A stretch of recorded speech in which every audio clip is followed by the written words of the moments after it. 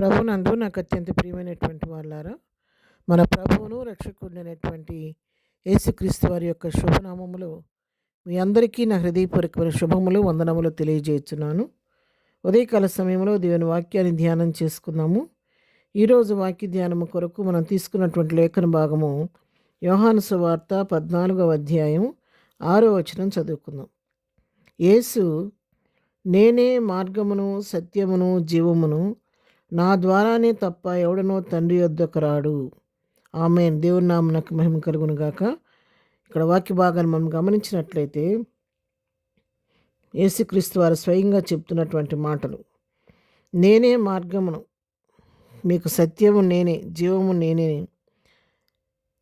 తండ్రి దగ్గరికి మీరు చేరాలనుకుంటే నేను తప్ప వేరే ద్వారం మీకు లేదు అని చెప్పి తెలియజేస్తున్నాడు.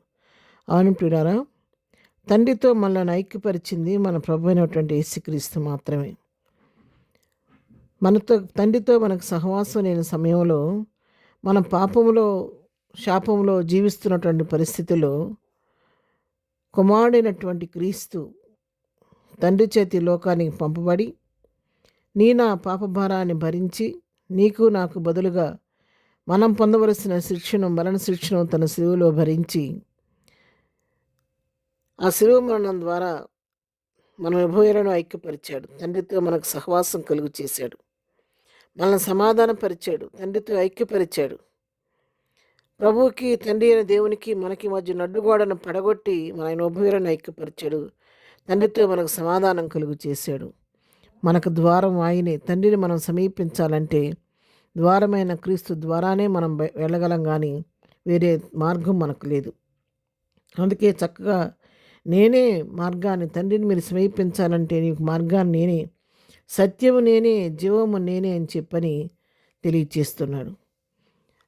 ఆయన కార్చిన రక్తం ద్వారా మన పాపాలకు విమోచన, పొందిన దెబ్బల ద్వారా మన గాయాలకు స్వస్థత కలుగుతూ ఉంది.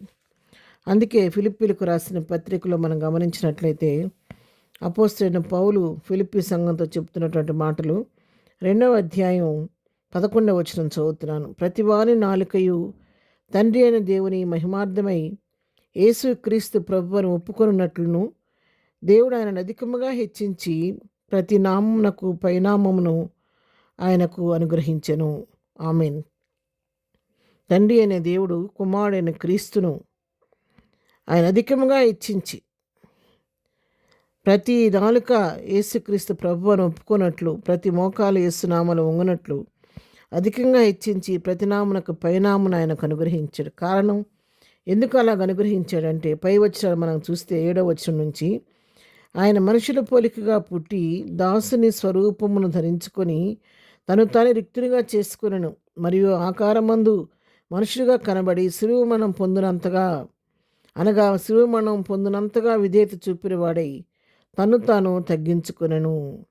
చూసారా, ఆయన తండ్రి కుమారుడయ్యుండి కూడా, దేవుని కుమారుడయ్యుండి కూడా తండ్రితో కూడా విడిచిపెట్టకూడని భాగ్యం అనుకోనకుండా సమస్తాన్ని విడిచిపెట్టి నీ కొరకు నా కొరకు శరీరధారిగా మానవ రూపం లేకానికి వచ్చి తను తగ్గించుకొని శిలువ మరణం పొందినంతగా విధేయత చూపించి ఆ యొక్క శిలువ బలియాగం చేసినందువలన తండ్రి అయిన దేవుడు కుమారుణ్ణి అత్యధికంగా హెచ్చించి అనునామముల కన్నా పైనామమును ఆయనకు అనుగ్రహించాడు.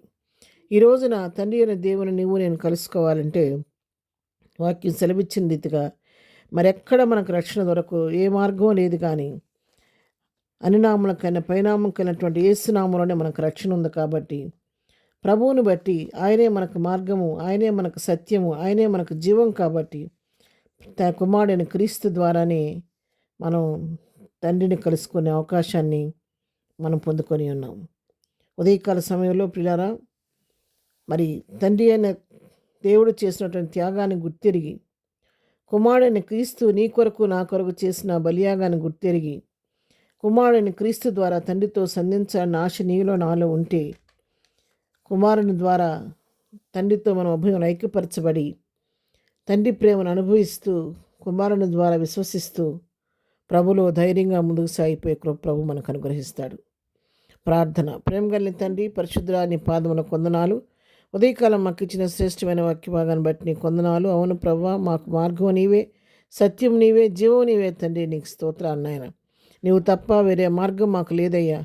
ఈ సత్యాన్ని గ్రహించిన బిడ్డలందరినీ మరి ఎక్కువగా బలపరచని, ఇంకా గ్రహించలేని వారు ఈ సత్యాన్ని గ్రహించి మార్గమైన నీ ద్వారా తండ్రిని చేరుకునే కృపద ఇచ్చేయండి. ఈ దినం మేము చేయి పనిపాట్లు రాకపోకలో తోడుగుండండి. బర్త్డే మ్యారేజ్ చేసుకున్న దీవించి ఆశీర్దించమని యేసునామములో ప్రార్థించడి పొందుకొని ఉన్నాము తండ్రి. ఆమెన్. ప్రభు కృప సదాకాలం మనందరికీ తోడై నడిపించునుగాక. ఆమెన్.